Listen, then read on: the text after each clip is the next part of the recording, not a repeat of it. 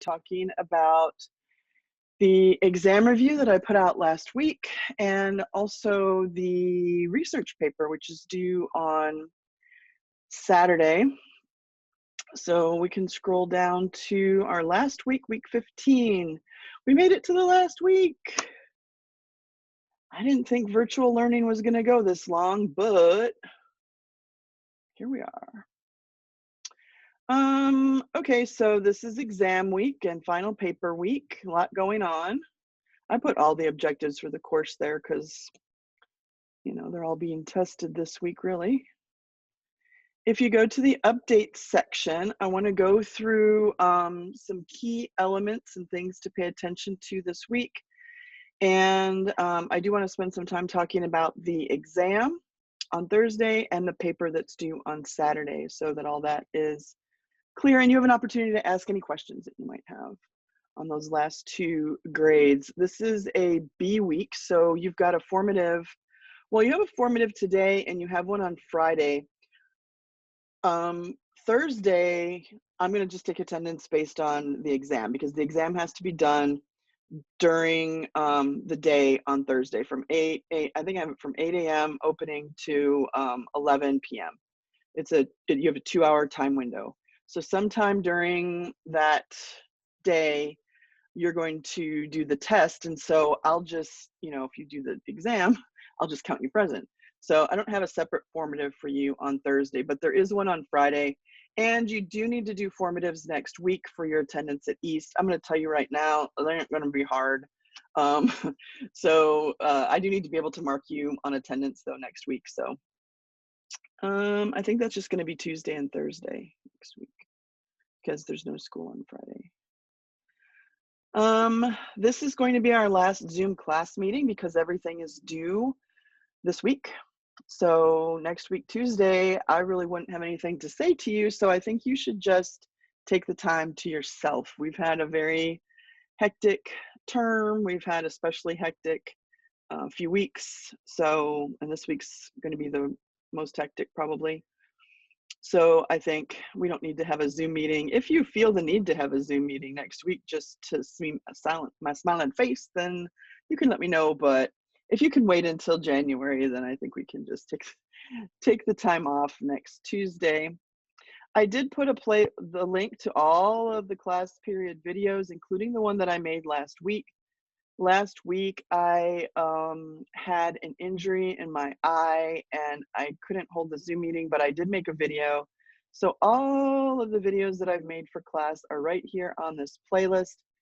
And today's I will upload just like I've done all of the other ones. So, you know, if you missed any class periods, you were supposed to go and watch those. That's why I post them there in the playlist. There's also links to the different videos. I'll talk about that when I go to the study guide that I made for you, but I'm sure you've been working with it already and you're already aware. I did want to talk about the grade distribution as of today. The two assignments that are outstanding, the exam and the research paper, are major grades for the term. That's just how college classes work. So those things will affect your grade greatly. But I did do a grade distribution just so that you can see. If you haven't signed in to Blackboard recently to see your current grade, you might want to do that. It does tell me there when was the last time you signed in, and some people haven't signed in since, you know, like the week after last week or the first week of December. But I did, this is not final because obviously we have the exam and the paper, but I did want you to kind of see where the grades are averaging out for our class period and as a whole, because there are 3 different dual enrollment classes. And you can see the number of students right now who are holding an A. We have 2 students in this is the smallest of my 3 classes. So, you know, the ratio is comparable to third period. There are 2 people who have A's right now. There are 5 people who have B's. There are 2 people who have C's, 2 people with D's, and 1 person with an F. Now, the reason I'm putting that here is because you can look at your grade in Blackboard and say, oh, I'm making a B. You know, I'm up there compared to whatever percentage of other students in class. STC likes to see what's called a bell curve. So they like to see that there are a few students who are, making A's. I hate to say it, but a few students who are not passing. And they don't like to see that, but it shows that you're targeting properly the course. It's not too easy. If everybody's making A's and B's, then it's too easy. And they say, oh, those high school teachers don't know how to teach college classes. So they like to see a bell curve, which means that the majority of students will be making B's and C's, which is right where we are, not only in this class. You can see the majority of students are making B's and A's if we add these two together. And overall, the majority of my students overall are making B's. So that's pretty much where we want to be, but that can change. So if your average, if you look at your average in the Blackboard and it's an 87, 85, then with the exam and with your final paper, you can definitely push into an A range. I mean, those two things, the exam alone is 25% of your semester grade for STC. So you can definitely affect your overall grade by either excelling in those last two assignments or not. You could go up or you could go down, or you could stay the same depending on your effort level and how those grades turn out. So I wanted to focus today on how you can affect an improvement in your grades if that's what you're after, or how you can maintain your grade if where you are is where you're happy. And it's my goal to help you with that this week. So that's just a little document to show you where you might stand if you're, sometimes people make a high level C and they're like, oh, I'm doing horrible in that class. And then you look and you see that there are a number of students that are in that range, but you can definitely improve. I already talked about formatives. All right, last announcement before we get into the meat and potatoes of today's class is that there will be a study session tomorrow night. I put a poll out yesterday because I started thinking, okay, well, what else could I do? The study guide's pretty comprehensive, and I'm hoping that it's helpful to you in your studying. But what else could I possibly do to help you with the exam? The exam is difficult. I'm just going to tell you. It's not horrible, but if you haven't been paying attention, taking notes, studying for the term, then it's going to be a challenge for you to do well on that exam. That's why I wanted you to have the exam study guide last week so that you could already start working on it. So I thought, well, the only other thing that I can think to do is to have an evening session tomorrow night at 8. I know that tomorrow's a church night for some people. I just feel like tomorrow night would be best because it's the night before the exam. You'll probably be putting in some effort looking over your notes a final time. So I wanted to be available at 8 for anybody who wants to come by. Now, this is not going to be a lecture situation. It's not going to be like the Zoom classes where I kind of walk through the week and, do notes and ask for questions. And Sean says no questions. It's going to be question based. So the whole thing tomorrow night for the participants is going to be, let's look at the study guide.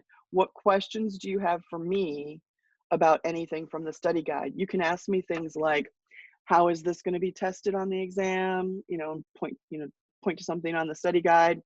Could you articulate the difference between this lens and that critical lens? I don't really understand this term. Could you talk about this term some more? That kind of thing.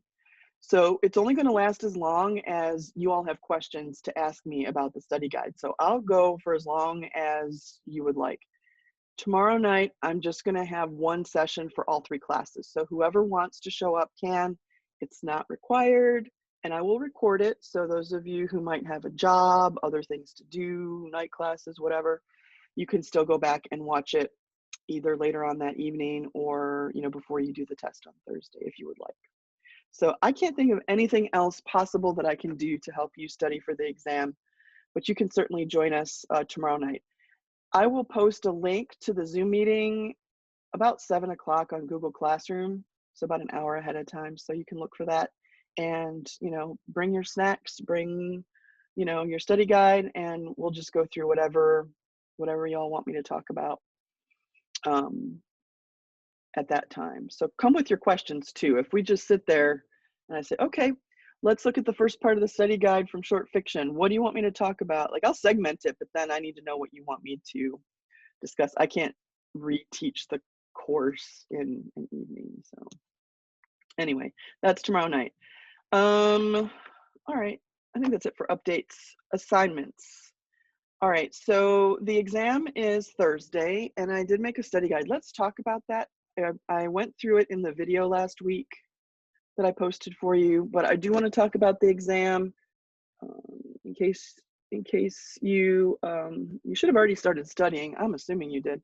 Most of my students that have taken this course previously tell me that, like my students who make A's and B's on the exams, tell me that they study between 5 to 10 hours for the exam. I know your eyebrows probably just went up. If you have, I mean, it just depends on how you study. Some people learn quickly and absorb information, but you do need to go back to everything through the whole semester. It's a comprehensive exam. So if you've been paying attention, participating in classes, coming to hear me talk about the different topics throughout the term, I think that maybe that's reduced the amount of time that you would need to study and go over your notes. If you've been hit or miss with coming to class, maybe you don't have notes on everything that I've assigned, I think that you should probably double up if you expect to be successful on the exam. So let me go through the study guide. This is not an item that you need to complete. This is a document that I compiled in order to help you prepare for the exam. So I had to change the location of the exam. I had originally started to write it on Blackboard, which is what STC department chair prefers, but the canvas, the test canvas on that platform will not allow me to do one of the things that I need to do on my exam, which is give you a block of text and then ask questions about that text. I can only ask questions. So because it won't let me do that, I made the test unformative. So it will open 8 a.m. on Thursday, and it will close at 11 p.m. and you'll have 2 hours once you begin the test. So if you take a break, it's going to count that time and it will shut off at 2 hours. So watch your time, make sure that you're working right along. Try not to, dilly-dally on questions or go back and forth on them because, you're just going to take up time that you might not have at the end. It's better to not use 2 hours completely and finish the exam than to run out of time toward the end and not get to submit the whole thing. So you'll have 2 hours. There is a lot of terminology on the exam.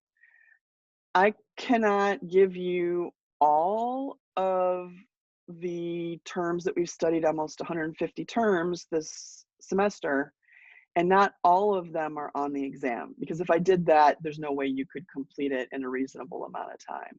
But there is a good representation from each of the 3 main areas of study: short fiction, poetry, and drama. There's a good representation. In order to help you, I made a list of all the terminology from all of the reading assignments that I've given you this entire semester. So you can download a copy of this document to help you print it out, write on it, type definitions, or just use it to make sure that you understand, cross them out or highlight them when you feel like you've got a handle on that concept. This is the exact list that I used when I was making the exam. So what I started doing was I started just highlighting when I used them on the exam. So I was highlighting, this is the exact printout of that file. And I just started highlighting everything that, as I was using it on the exam.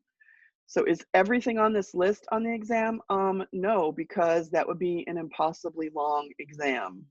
There are 145 terms, actually more than that because there's all these subterms here, like 150 terms on this list. But there is a good representation of the terms from each of the 3 main sections. So that's a tool that you can use to prepare. Also on the study guide, I went through and I went sort of like week by week, every reading assignment that I gave you from the textbook, every slideshow that I went through in class or assigned you to look through during the week, I've included them on this chart. So they're all listed here with the page numbers if they're in the textbook, including PDFs of those pages. And if it's a slideshow, I've linked you again to the slideshow. I'm hoping that this makes it easier for you to review, because then you don't have to go through all the weeks and try to look for all the little links and things to all the things that we've done this term. I wanted to put it in a handy location so that you weren't spending your time chasing things down and you could spend your time actually reviewing. So, you know, if you know that at the beginning you were a little sketchy about things, you know, the beginning of the year was kind of, you know, weird. So if you know that your notes might not be complete, go back, reread it. Here's the PDF of the book, here are the pages in the book. And I even put an extra column here where you can go to the video where I was discussing it in class. Now, I decided to use all of first periods because I wasn't going to make a separate customized thing for each of the 3 class periods. But if you click on the video lecture right here, I went back into the YouTube videos, and what I did was I located the spot in that video where I went over that section of the textbook. So if you need to review plot and you want to hear me go over the notes from plot that you were supposed to read, you can just click right there on the chart and it will take you right to the spot in the video where I reviewed what you were supposed to read that week. And you can hear me talk about it again. So that is on here for every one of these topics going back. So I don't think there's a lot of excuses for not spending proper amount of time studying for the exam when everything's compiled right here as a hub for you to be successful. It's just about whether or not you're going to spend the time making sure that you've got all these terms under your belt. All right. So I wanted to take the time factor away from you in terms of looking all this stuff up. Now, organization of the test is right here. So the exam has a lot of terminology. The exam has 3 types of questions. There are some matching sections where it's just term definition or term example.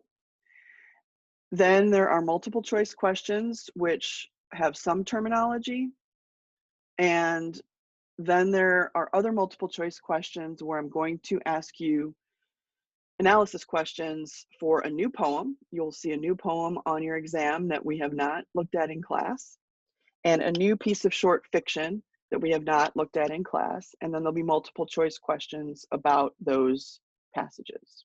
So part of your time will be taken up with reading those passages so that you can answer the questions. In other words, I don't need you to remember the characters in Araby or, you know, going back to the pieces that we've already read. It's not about recalling information about things we've read. It's about using the skills that we have gained to look at anything, you know, to read any poem, to read any piece of short fiction. The short fiction piece will be short. It's like under 2 pages and not difficult. I didn't pick anything from the 17th century or anything like that. But you will have to apply the terminology that we studied to the new piece. So I might ask you, what's a possible theme for this poem or this piece of short fiction? Or describe the, you know, geographical setting of this piece of short fiction. Would it best be described as A, B, C, D, you know, that kind of thing. So if you don't know your terminology, it might be a little hard to answer the questions. And also the matching part where you're just defining them. The third type of question will be a written analysis. So during the course of the exam, you will be reading a new poem, you'll be reading a new piece of short fiction, one of each, and the written portion will be 50% of the grade. So there are 50 multiple choice and matching questions, and then there will be a written essay. But I'm going to ask you to choose either the poem that you already read for the test or the short piece of fiction that you already read for the test, and you'll write about one or the other of those. So I'm not going to ask you to read a third piece. I think that's just going to be time consuming, and I'm trying to help you be efficient when you're taking the test. So you'll go back to either that poem or that piece of short fiction in order to do the written essay. So if you have 2 hours, it would be logical to kind of pace yourself and say, Well, if I can do the 50 multiple choice and matching questions in the first hour, then that leaves me the second hour to formulate my written essay. That would be a logical way to do it. And then if you end up with an extra 5-10 minutes working on the multiple choice, you still have 50 minutes to write the essay. I'll be looking at the essay as a first draft. So obviously, it's not going to be a perfected, polished piece of writing, but it should demonstrate your skills of analysis and your ability to look at a piece and figure it out. Let me see, what else do I have on here? I talked about how not every term is going to be on there. There are some extra skills that I listed here at the bottom, but I think I've basically touched on most of them throughout. So are there any general questions about the structure of the test, the review, how you can study, anything like that?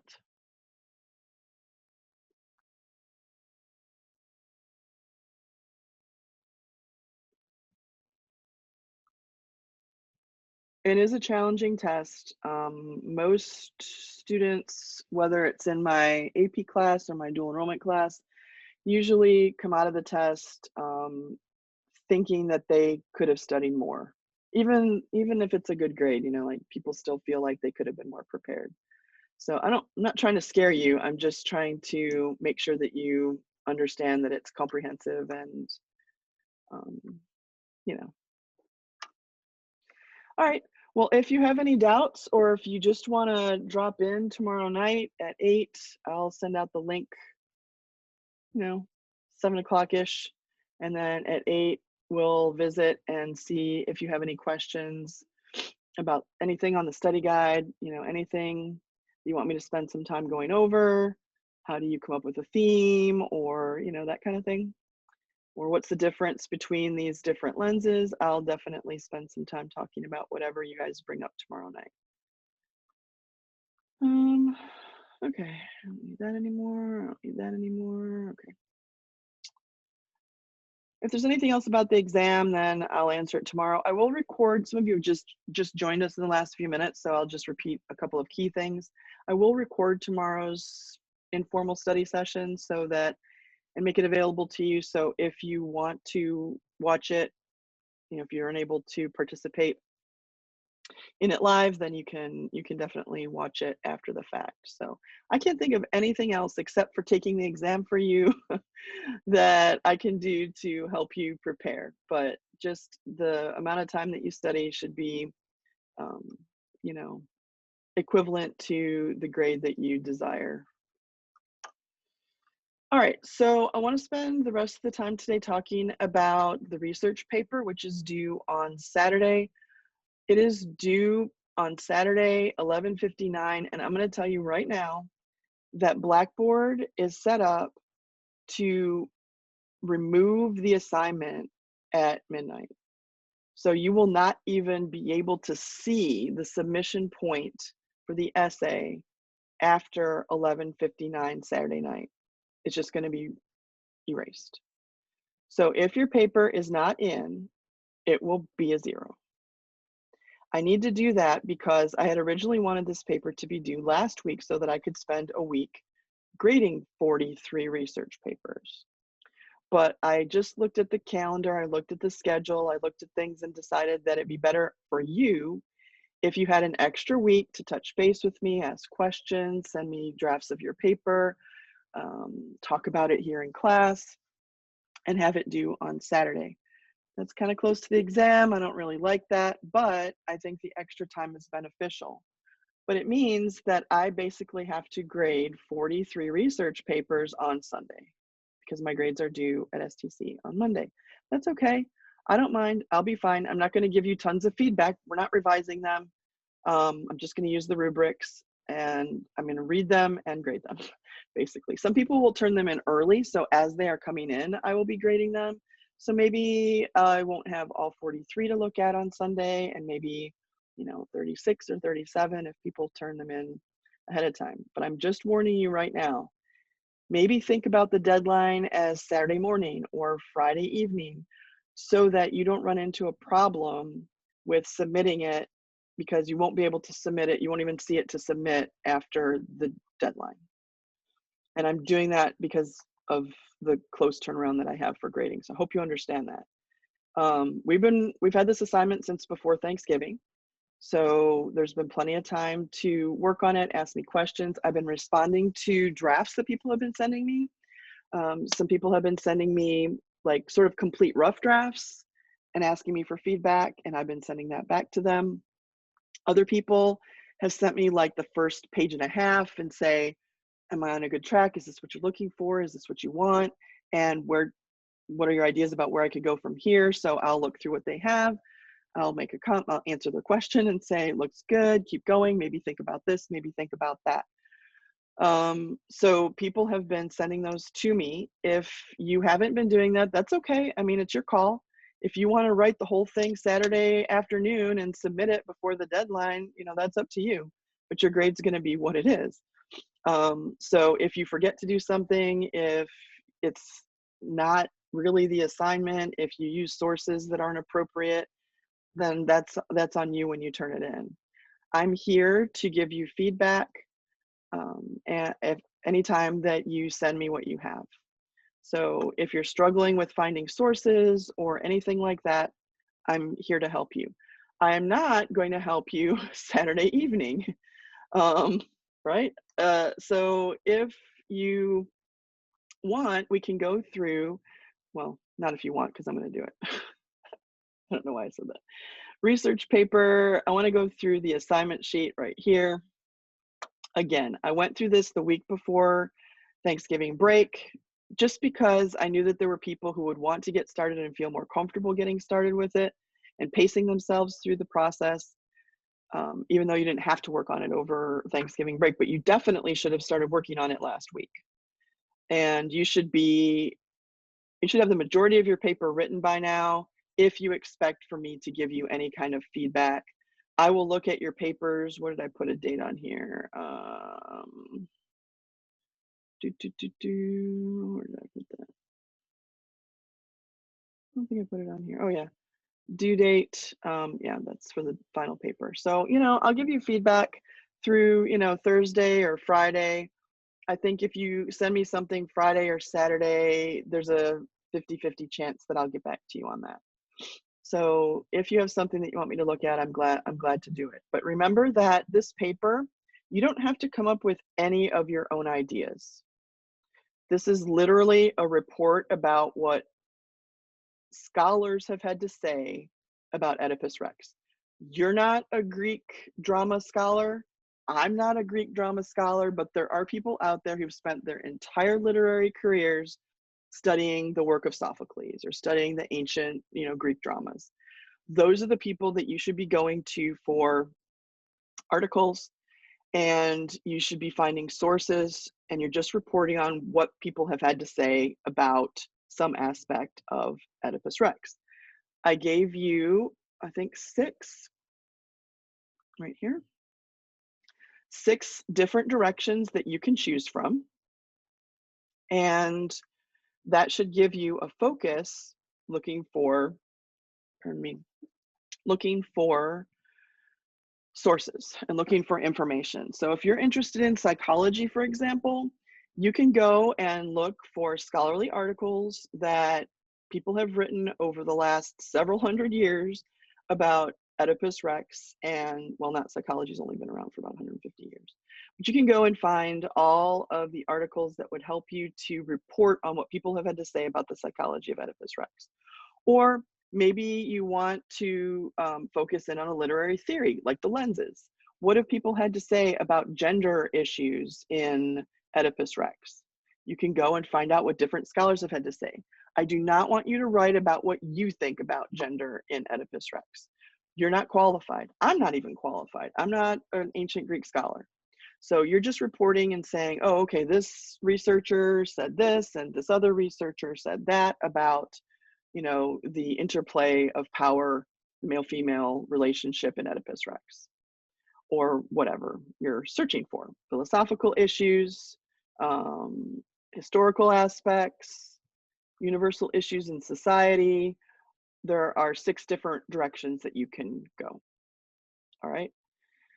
If you write your first paragraph and you find a couple sources and you're not sure if you're directing to one of these 6, shoot me your introduction and say, "Hey, I'm not sure, I had thought that I was gonna be writing on issues of society and Oedipus Rex. Could you just double check before I write the rest of my paper and see if the thesis is on target for that topic?" And I'll look at it and I'll say, it doesn't seem like it's answering that question. Or, yeah, I can see where you're going. You might consider looking at this and this and this. So everybody should already have a topic, I'm assuming, or a direction that their paper is going. And if you have any questions along the way, just let me know. There's a list of suggested research steps. You don't have to do those things. I'll never know because I'm just reading the final result. But I'm trying to help you prepare and write a solid paper. I will tell you that there have been some issues in the papers that I've looked at. I've looked at maybe 7 or 8 papers so far, or sections of papers or beginnings of papers or whatever people have been sending me. Please be careful with your sources. You must use scholarly sources. If you do not know what that means, it means that a person who is an expert on Oedipus Rex or ancient Greek drama wrote the article. You should not be using articles or other academic papers that people have written that you found on a Google search. Somebody who's in high school or college, undergraduate, should not be a source for you. I did receive a couple of papers where people were using sources like what you find on essay services. There are websites out there where you can go and people have uploaded the essays that they wrote in their classes and you can download them or buy them or whatever. Those people are also students. They are not ancient Greek scholars or literary scholars. They are, people who've read Oedipus who are writing a paper. However, those are not completely useless sources. Don't quote them. That is not a legitimate source. I'll have to negate that entire source off of your paper if you do that. However, you can go to the sources that those students used. Maybe on their works cited, they have articles by scholars that they used in their paper. So you could go back and look at the sources that they used, and maybe that's a starting point for you in finding some sources for your paper, if that makes sense. But they should be scholarly articles. If you are not sure, if you run across something and you're not sure if it's scholarly, just send me the link, send me the name of it, whatever. I'll look at it and I'll email you back and say, looks good, I think that's fine, or don't use that one. So if you're not sure, it's better just to touch base with me and I will let you know. There's also some links here about what is a scholarly source. You're safe if you use JSTOR and other databases that are connected with STC. If you're not sure how to use them, there's a link right here. You log in using your credentials from STC. They've already purchased all of these databases that you have access to. The one that shows up the most for literary studies is JSTOR, but there are other databases that you can use. If you're doing an internet search, I think that's risky, but you can find scholarly sources. Google Scholar is one good place. And there are some, it's possible that you could find some good scholarly articles, but you have to ask yourself, is this person a person who has studied at length for years on Oedipus Rex or on ancient Greek drama? And if the answer to that is no, it's a student like me who's read Oedipus and is doing a paper for class, don't use it as your source. Maybe that's a good rule of thumb so as you're thinking about it.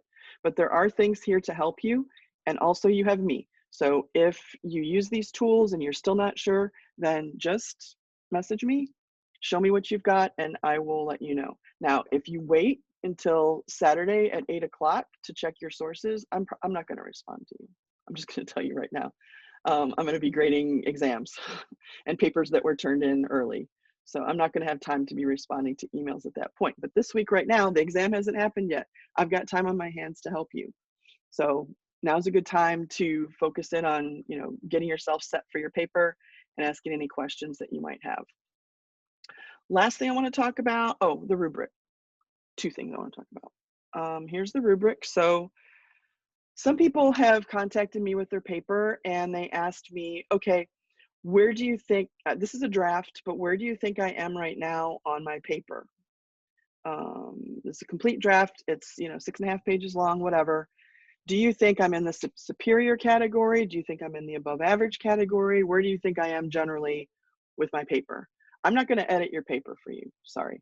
I'm not going to go through and fix all your commas and your capitalization. That's for you and Grammarly or your spell checker to do. But I will go through and open your paper. I have Grammarly Premium, so anything I open on my computer, it immediately underlines every error.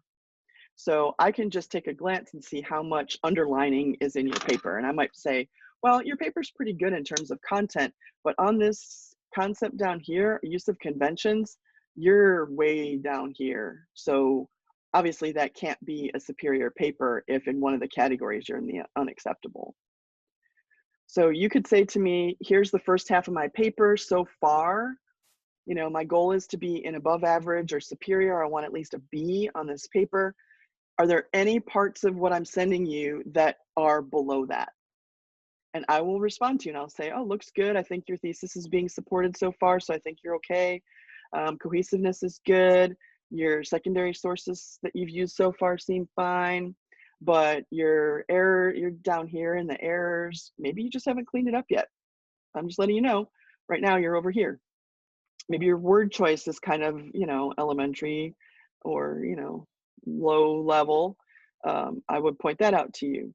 Maybe, your MLA formatting is off. So you can do that too. You can say, can you just look over what I have? My target is a superior paper. Is there anything in this draft that isn't? And I will come back and say what to work on in revision times for Saturday. So the rubric is there for your reference.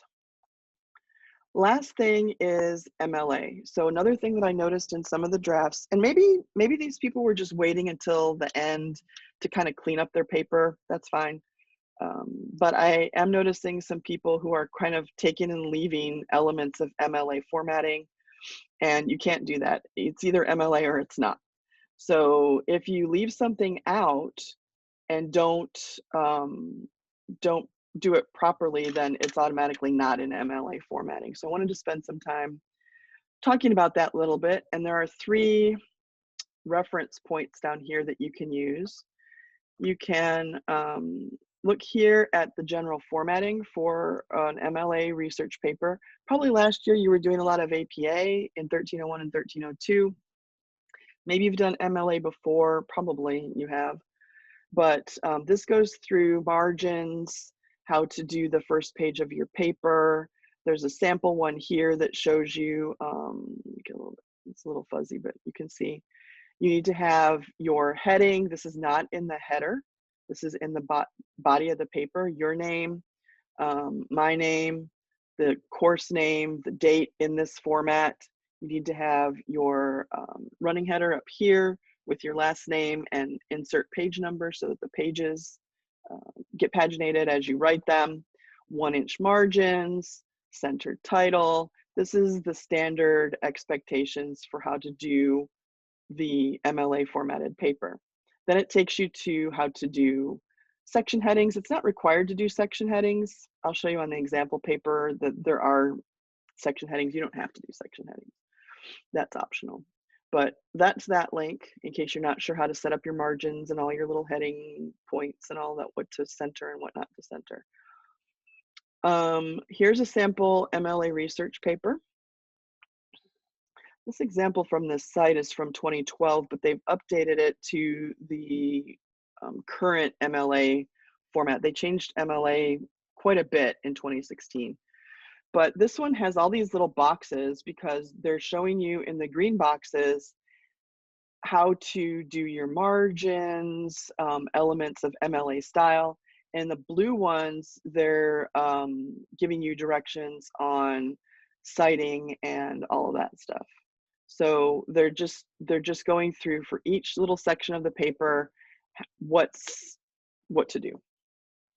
So your paper, because you're really just quoting experts and reporting what experts have had to say on your topic, You should have a lot of quotes and you should have a lot of summaries of articles. Every time you quote, literally take words from your source, put quotation marks, and put a parenthetical with the name, last name of the person that wrote that. Or if you're summarizing, you can do the same thing with a parenthetical, or you can also say, according to Hall, you know, and just write it or quote it. The first time that I see a parenthetical, I will go down to your works cited list and look and, check that out. In this one, you can see that they still have the boxes here to tell you exactly how to set it up. This one is in alphabetical order. We have works cited at the top here. It's not sources, it's not bibliography, it's not references, it's works cited. They're alphabetized based on the first word of the entry. Most often that's going to be the last name of the author of the article or whatever source material you're using. However, you will sometimes run into sources that do not have a specific named author. And in that case, you just skip that and you move to the next part. In this case, it's the title of the website. So then in italics or underlining, one or the other consistently, it's the same thing, underlining or italics. Then you have the website or the name of the book, the container, they call it in MLA. And then you have the publication information and the URL. You do not have to put accessed. You can, it's optional, it's not going to hurt you, but it's not required in MLA for you to do that. And you'll notice that all of these entries are alphabetized based on the first word of the entry, whether it's the last name of the writer or the first word of the article, because there wasn't a specific writer. So just by looking at it, I can tell you this is a website, this is a book, this is a book, this is a website. I don't have any articles on here. In this page here. No, this is another book. So let me go and show you on the research paper resources where you can figure out what order to do your documentation. It's this one that says documentation. So when you're writing your citation, you do it in this order. First, if you have it, author. Next, title of source, quotation marks. Next, title of container, what's it in? What's the name of the website? What's the name of the book? What's the name of the journal? Underline it. Or alternatively, italicize it.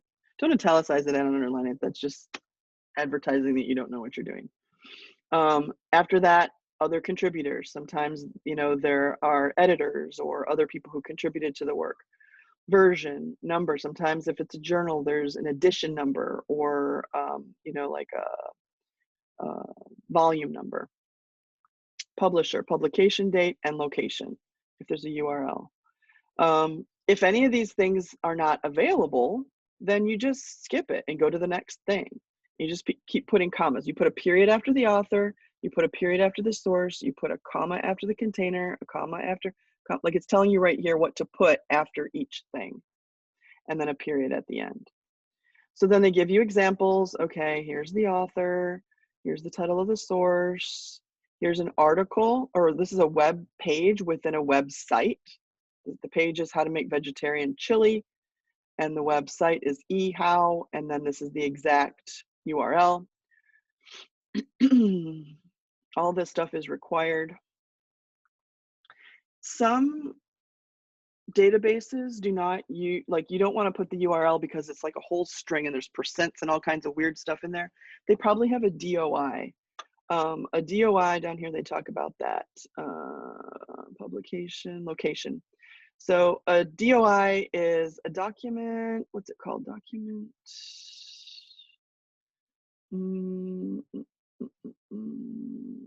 Right here, digital object identifier. So you don't have to use the URL if there's a DOI, because sometimes you copy paste the URL and it's going to be enormous. And a lot of web services have a DOI so that it's a stable location within their platform or their server that it's been given that, identification number.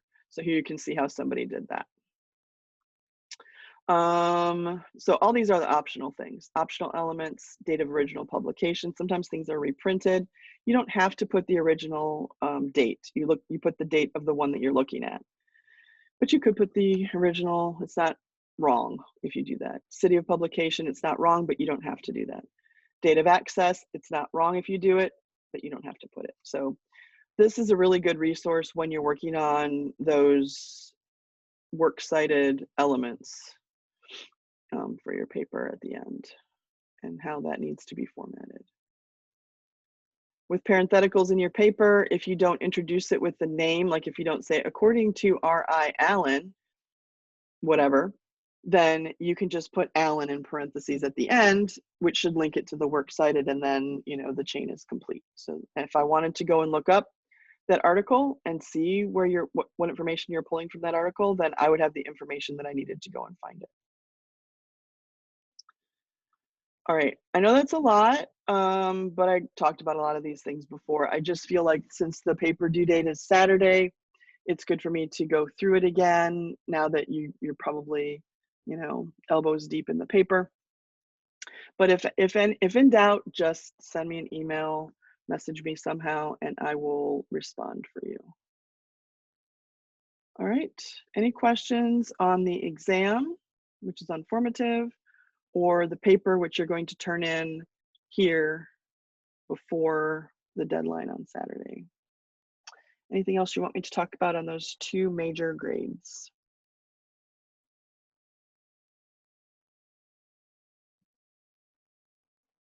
Sean? No questions. I needed that one last time. All right, good. Hopefully I'll see some of you tomorrow night. I hope that I wasn't too repetitious today, but I just want to make sure everybody knows what they're doing and can have a successful final 2 assignments. So if there aren't any more questions, I'm going to sign off for today. Please use your study guide, make a plan for yourself, join us tomorrow night, whatever you need to do so that you can be as successful as possible. All right. I hope you have a good week.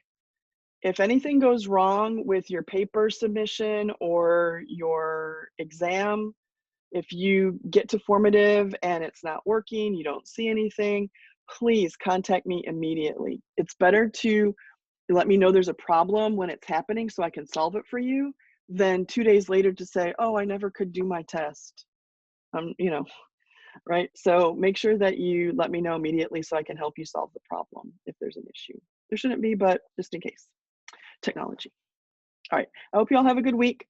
Study well, work on your papers, and I will see you tomorrow night, hopefully. Bye.